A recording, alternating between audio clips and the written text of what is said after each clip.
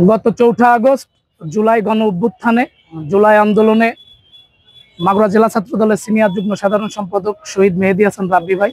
সামনে থেকে নেতৃত্ব দেওয়ার সময় ছাত্রলীগ যুবলীগের কতিপয় সন্ত্রাসীদের দ্বারা গুলিবিদ্ধ হয়ে মৃত্যুবরণ করেন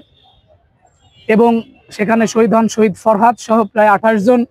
ছাত্র জনতা গুলিবিদ্ধ হয়। তাদের যে মামলাগুলো করা হয়েছে আমরা দেখতে পেয়েছি, তাদের যারা আসামিরা প্রকাশ্যে সামনে থেকে গুলি চালিয়েছে, যারা এই কিলিং মিশন চালিয়েছে, ছাত্র জনতার উপরে নির্মমভাবে ঝাঁপিয়ে পড়েছিল ৪ঠা আগস্ট, তারা ম্যাক্সিমামই সোশ্যাল মিডিয়া সহ বিভিন্ন প্ল্যাটফর্মে অ্যাক্টিভভাবে চলাফেরা করছে, কিন্তু আইন শৃঙ্খলা রক্ষাকারী বাহিনী তাদেরকে ধরতে পারছে না। আমরা মনে করছি এটা সুস্পষ্ট আইন শৃঙ্খলা রক্ষাকারী বাহিনীর ব্যর্থতা এবং এই মামলায় যারা আসামি হয়েছেন এবং যারা ইতিমধ্যে কয়েকজন গ্রেপ্তার হয়েছেন, আমরা দেখতে পেয়েছি যে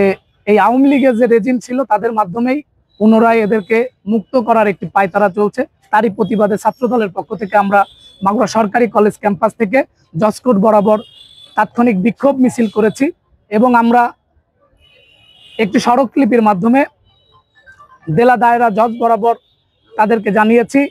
যেন এই আওয়ামী রেজিমদেরকে, যারা এই কিলিং মিশনে সরাসরি অংশগ্রহণ করেছে, যারা আমাদের ভাইদেরকে শহীদ করেছে, যাদের রক্তের বিনিময়ে আজকের এই স্বাধীনতা অর্জিত হয়েছে, তাদের বিচার যেন অতি দ্রুত সময়ের মধ্যে বাস্তবায়ন হয় এবং শেষ হয় এবং কোনো আসামি যেন ধরাছোঁয়ার বাইরে না যায় এবং এই বাকি যে আসামিগুলো আছে তাদেরকে যেন দ্রুত গ্রেপ্তারের আওতায় আনা হয়। এজন্য আমরা এই বিক্ষোভ মিছিল করেছি। আমরা গতকালকে জানতে পারি যে গত জুলাই আগস্টে শহীদ মেহেদী হাসান রাব্বি ভাই যে হত্যা মামলা হয়েছিল, সেই মামলায় ৩ জন আসামিকে জামিনের আবেদন করা হয়েছে। এই প্রেক্ষিতে আমরা কোর্টের আসার পরে জানতে পারলাম যে আমাদের বিএনপির সিনিয়র আইনজীবীরাও এর সঙ্গে জড়িত আছে, তাদের সাথে পরামর্শ করেই এই জামিনের ব্যবস্থা করা হয়েছে। এই জন্য আমরা তাদেরকে হুঁশিয়ার করার জন্য আজকে বিক্ষোভ মিছিল করেছিলাম। আমরা তাদেরকে বলতে চাই, আপনি যেই হন না কেন, যদি এই শহীদদের আসামিদের জামিনের ব্যবস্থা করেন টাকার জন্য, তাহলে আমরা আপনাদেরকে দাঁত ভাঙা জবাব দেবো। ছিল একজন দেশের সম্পদ, যে সম্পদের জন্য আজ এই দেশ স্বাধীন হয়েছে এবং এর এমন কিছু আইনজীবী হয়েছে যে আইনজীবীগুলো চাচ্ছে যে আমরা সবকিছুকে গা ঢাকা দিয়ে আবার পুনরায় আবার যেসব স্বৈরাচারীদের তাড়ানো হয়েছে সেই স্বৈরাচারীদের আবার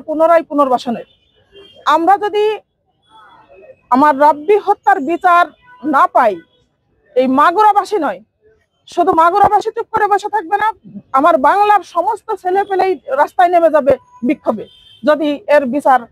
সুস্থভাবে না হয় এবং অতি দ্রুত এর বিচার আমরা দাবি করছি।